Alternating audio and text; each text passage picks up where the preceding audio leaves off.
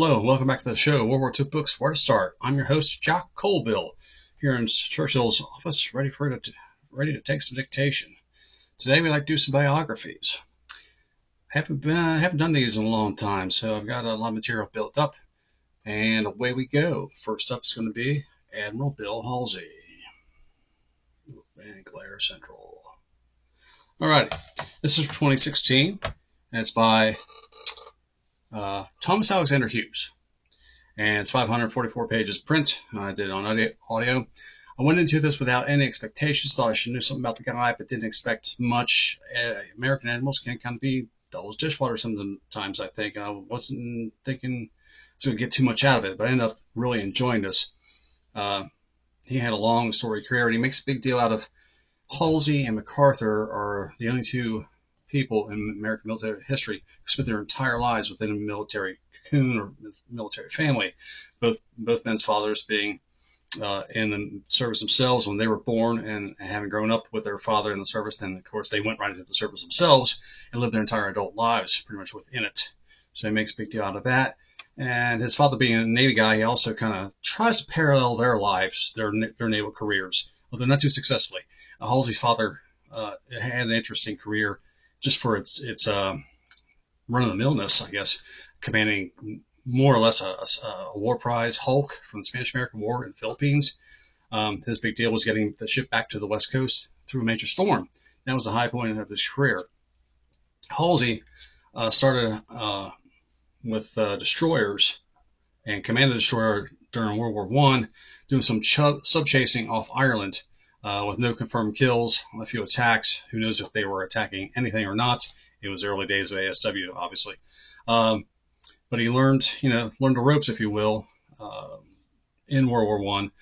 And at the end of the conflict, he had a bit of a nervous breakdown and was in the hospital for a while, which would finish a lot of officers off career-wise.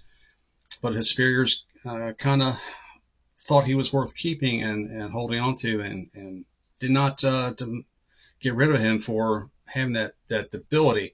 He also picked up the instance of the skin infections that would kind of curse him for the rest of his life at crucial moments like Midway, where he simply wasn't available due to the severity of the skin conditions he was suffering from.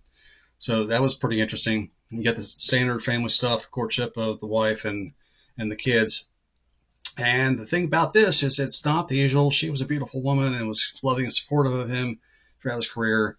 She ended up being mentally unstable, and I don't know whether it was from long separations that led to her instability, or whether she had some inbuilt issues before that. But their marriage was kind of rough because he was always gone, and she was not able to function in society a lot of times. She had to be babysat, if you will.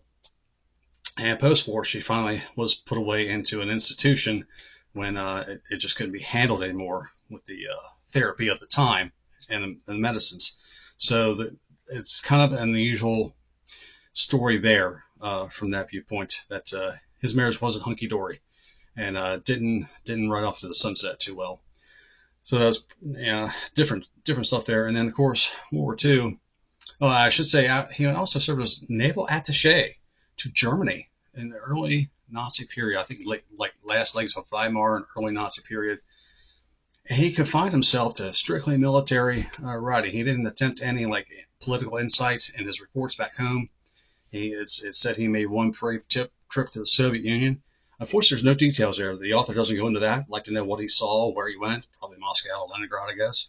But there's nothing to write home about there, apparently. Nothing big that was biography worthy, so we don't know.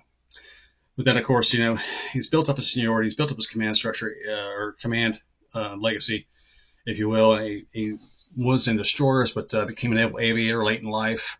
And he got soft pedaled a little bit through the flight school, but not too much. He was barely competent on landing, and he never qualified to land on a carrier. He was still qualified as technically a naval observer, but they did give him his wings and kind of quasi-waffled him through as a pilot. So whenever you see that in other books, he was a naval aviator, take that with a bit of a grain of salt. Then he works his way up to carrier command. And the World War II stuff is, what you're there for, and it's very good. I actually found the stuff in the South Pacific the most interesting. He just kind of vanishes because he was too late to Coral Sea, having come back from the Doolittle raid, and he was knocked out of Midway by the skin illness for several months. And Nimitz needed a job for him. When he came back, he was, senior to everybody and would have gone back in the carrier, except for the situation at Guadalcanal, where Gormley is fumbling the ball. So Nimitz and King cycle him in to take over for Gormley, and you got the attack or strike, repeat strike, and kill Japs, kill more Japs, kill Japs thing going through extensively. And he does cover the vitriol and the propaganda kind of style hatred that Halsey put out in public releases and for the troops. And again, contrary to other stuff, the author will say that it really was for the war. And while he did bitterly feel those things during the war, he kind of dropped it after the war and cycled back to normal. He actually was invited to Japan post-war for a key to the city ceremony or something, and no one had any problem with it. So the South Pacific stuff is pretty interesting.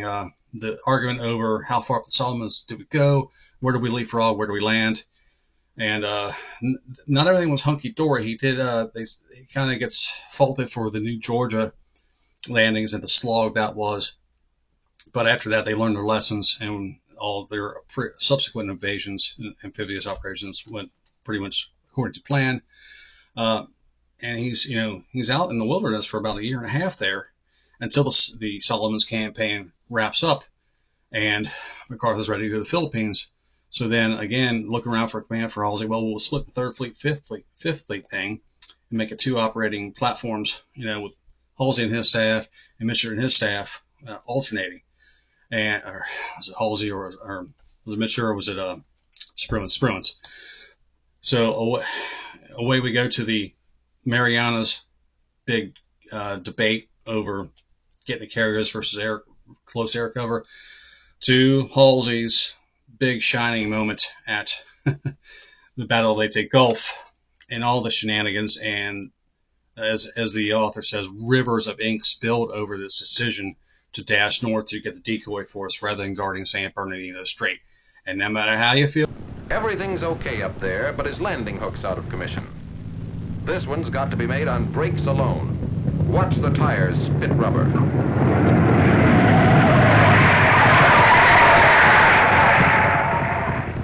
about it, and there's still a lot of bitterness to this day about, did he do the right thing? Did he fumble? Should he have been relieved of command?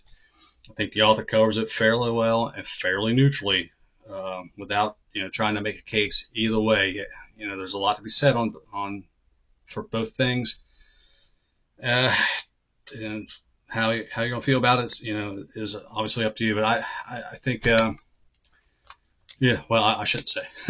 So it's done pretty well. And then the two typhoons are probably where he was really war weary and making bad decisions. And you will right to think maybe he should have been relieved then. But it's a very good biography. Very surprised, at least 4 stars, maybe 4.5. That's Admiral Bill Halsey, Thomas Hughes.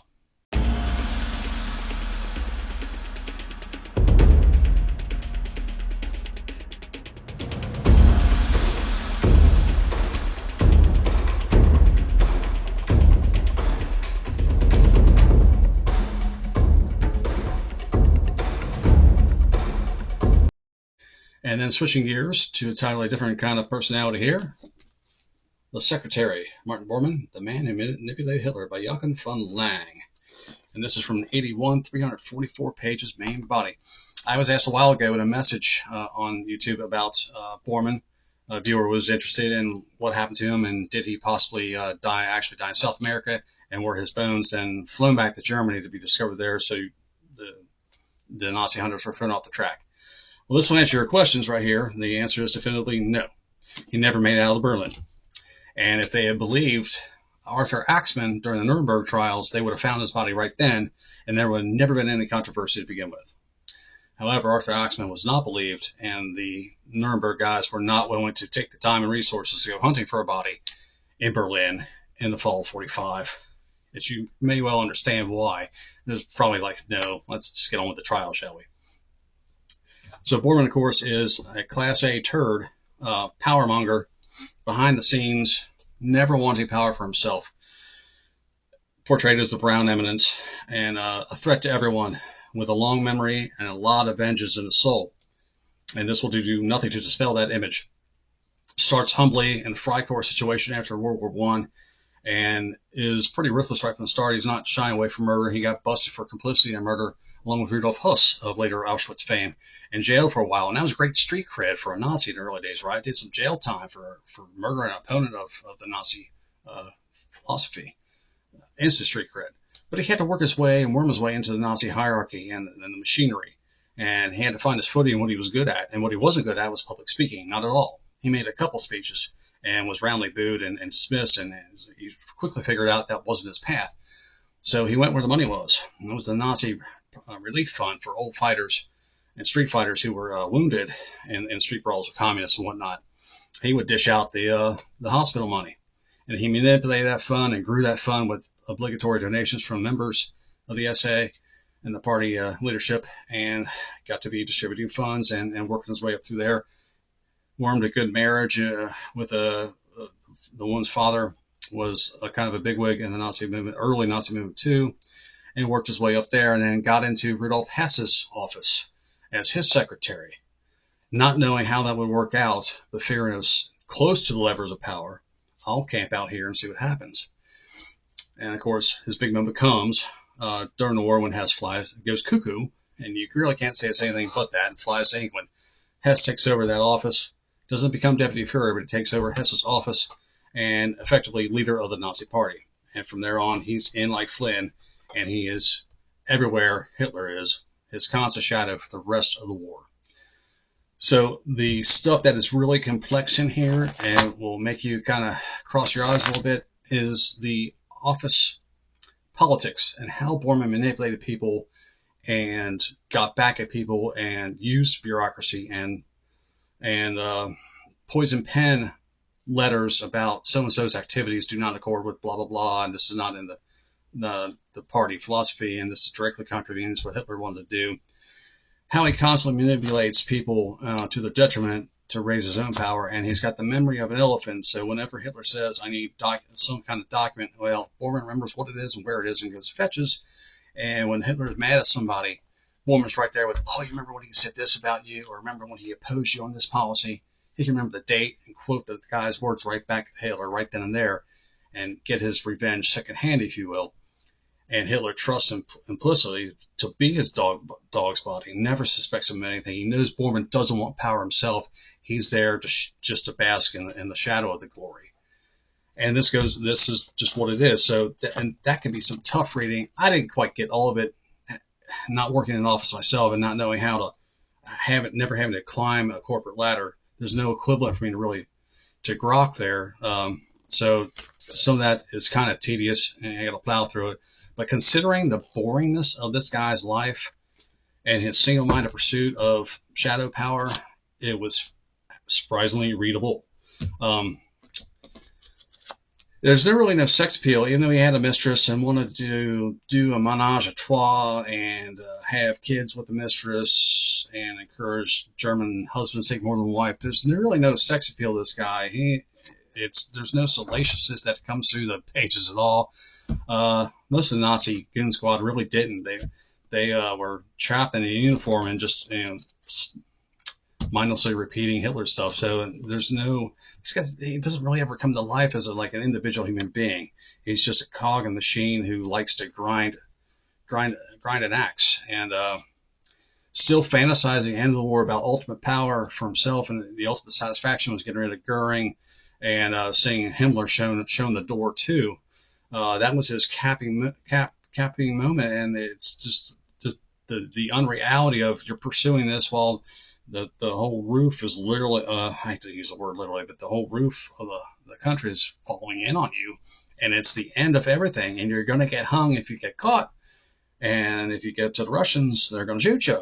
Just the unreality of his mindless pursuit of one goal and one goal only, to serve the Führer. It's kind of mind-boggling, and there's no answers here because, there's no post-war stuff. He tried to get out, and he got shot by the Russians. trying to break out of Berlin. So there you have it. Now the appendices I didn't plow through because that is the forensic evidence of finding Borman's body and the identification. So there's a lot of material there, and plus a lot of letters that Borman wrote during the war, motherfucking these guys, and getting his way in the hierarchy and discrediting others. So I didn't plow through all that, but overall surprisingly readable. The Secretary, Martin Borman, The Brown Evidence.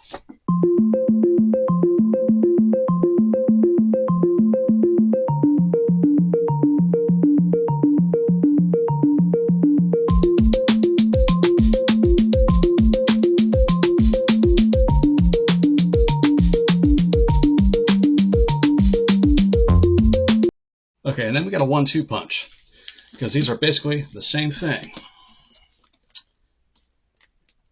Patton, Monty, and Rommel. The Commanders by Lord Clark, Patton, Montgomery, and Rommel by Terry Brighton. The Terry Brighton book is from, 2008. The Lloyd Clark is from 22. So it's very recent, obviously. Then they both focus on leadership and war, the Master of War thing, leadership. They closely parallel each other, and somehow triple biographies with these guys. It's a thing. It's not a fad. It's not a one-off. I don't understand it because direct battlefield confrontation was pretty slim. It happened a couple times, but it's not like they were grinding it out in the U.S. Civil War for a 3-year campaign. It was hit and miss here and there that they would counter each other. Their pre-war careers are covered well. I didn't know diddly about Monty, so almost all of that was new to me, including the public school prank where he set the kid's shirt tail on fire and damn near killed him with burns. That's a little bit of psycho stuff in there, but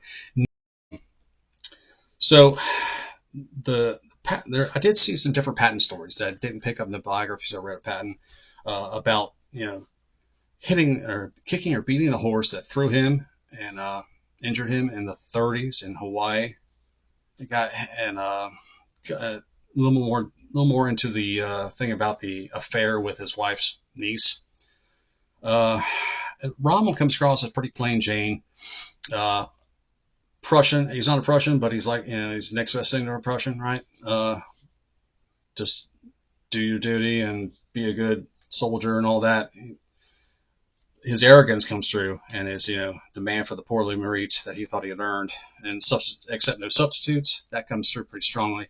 I don't know if I had remembered that he had an illegitimate child, and this author, I think it was Terry Brighton's book, claims that was kind of a thing for German officers. It was kind of known that they were going to have bastard children, and it was kind of an under the carpet kind of thing to understand this was going to happen, and you had the officer's obligation to take care of the child financially.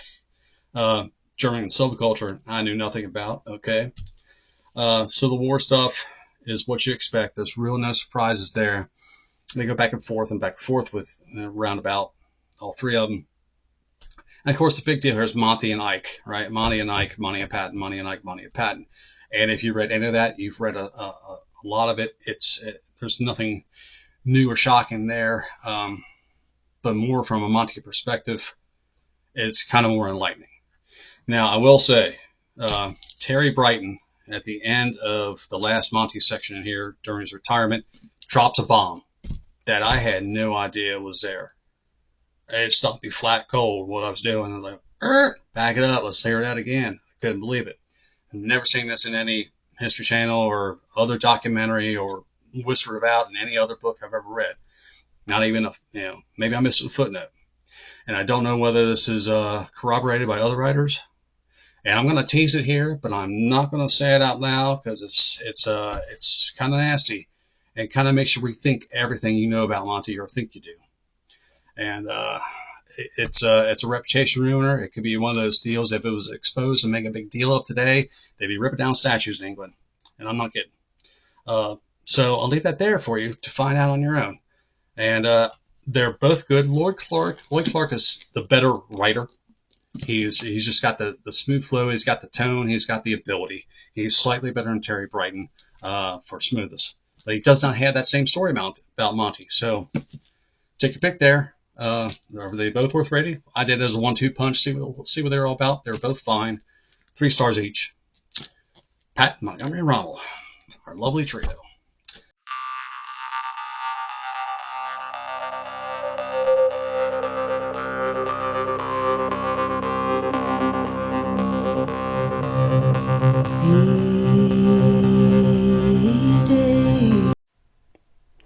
And last today on the biography list is Gobels, Joey Gobels, propaganda minister. Now I've read two of these, two bios on this guy. This one by Ralph Georg Royth a long, long time ago in a galaxy far, far away. This is from '93, and it's fairly thick, about 400 pages. Main body. Don't remember a thing about it. I read it sometime in the '90s, I think, and no memory of it, so I can't attest to its validity or worth. I would have to read it again. But I have just recently, within the last couple of years, done this monster, Gobels, a biography, by Peter Longreich, and he is a German historian. This is from 2015. It clocks in at a whopping 992 pages total, and it's 30 plus hours on audio, which is how I did it. So Joey, of course, is propaganda minister. He has the club foot and the limping walk from childhood deformity. Missed out on World War I, wouldn't have been ineligible for armed services anyway. Worms his way into the Nazi hierarchy with the typical post-war disaffection with Weimar society as a talking head. He is a great speechwriter, he's a great speech giver, he's a rabble-rouser, and he gets promoted to the Gauleiter of Berlin, where his primary mission is just to spread the gospel of Nazism and fight the communists in the streets. And that's good enough to secure him a permanent place in the hierarchy after the Nazis take power, creating supposedly the only real innovation in the Third Reich was the Ministry of Propaganda. Total mind control of the populace was the ultimate goal, but Joey himself was not really dedicated to it in that totality sense.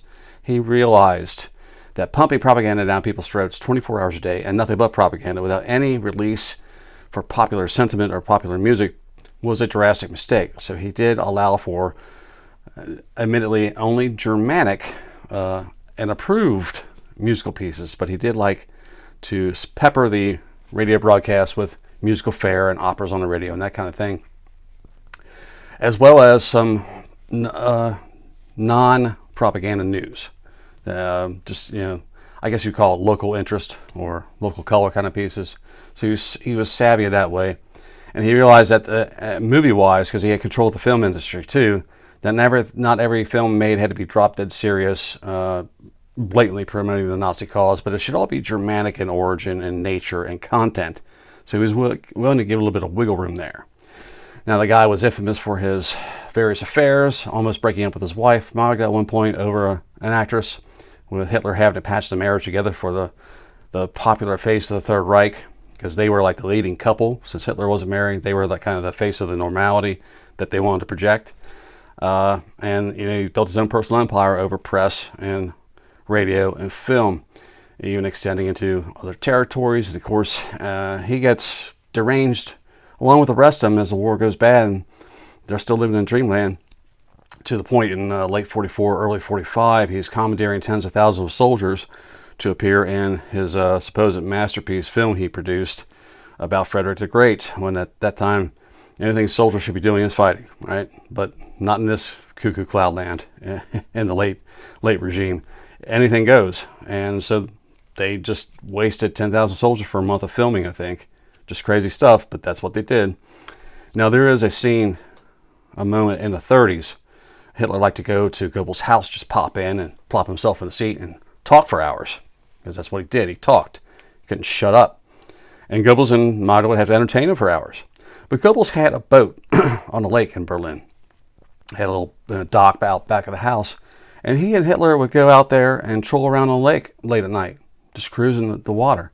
Now, this may seem to conflict with Hitler's seasickness that he's so famous for, but you can imagine on a lake on a calm night, it really wouldn't be that big of a deal.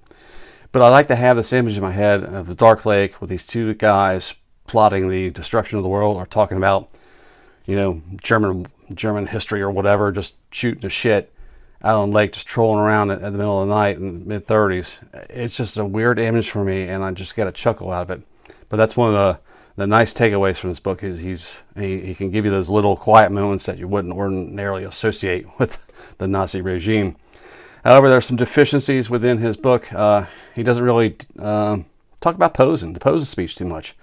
He doesn't really discuss the centrality and what that meant to put the Gauleiters in the know and put them on notice, if you want to use certain language, that they were going down with the ship, whether they liked it or not, because he made them aware of exactly what was being done in the East.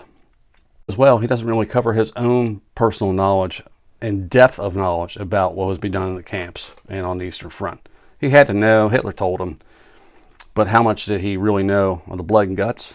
It's not really discussed. Nor is his role in Kristallnacht really covered well. It's kind of sketchy there. And that's a key moment in pre-war Reich. You need to address that. Joey Gobels is a major figure there. He's putting out the press releases. It's just not discussed well. So there's some deficiencies in the Long Reich, but overall it's good. It's lengthy, man. It's a late night, extra candle to get through it kind of thing. And being a biography, it's slow paced. It's not rip roaring excitement, but it's a very solid picture of Joey, the propaganda minister. Okay, so that's it for Biographies today, part 2. I hope you enjoyed it, found something you'd like to read here. And until next time, I am Churchill's private secretary, Jock Colville. I have to go into the master's chamber and take some more dictation. He's got a big speech tomorrow before Parliament. Until next time, happy reading.